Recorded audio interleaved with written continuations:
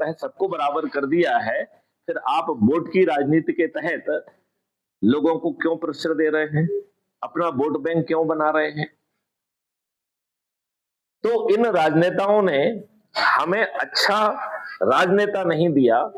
इन्होंने जाति के आधार पर, धर्म के आधार पर, संप्रदाय के आधार पर, संकीर्ण राजनीति के आधार पर किसको चुना? दुष्टों को। किसको चुना? धन बलियों को। किसको चुना? बाहुबलियों को। किसको चुना? अपराधियों को।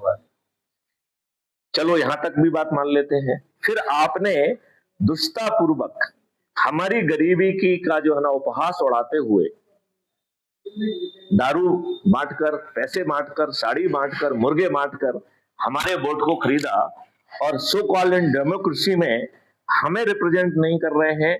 आप पार्टी के बंधुआ मजदूर बन गए हैं, पार्टी व्हिप के तहत बंधे हुए अत्यंत ही मजबूर प्राणी हैं। तो ये डेमोक्रेसी कहां गुम गई है? ये डेमोक्रेसी नहीं है, इसको हम पार्टी कृषि कहेंगे। Government of the party, by the party, for the party. It is not government of the people, by the people, for the people. तो हम government of the people, by the people, for the people में नहीं है।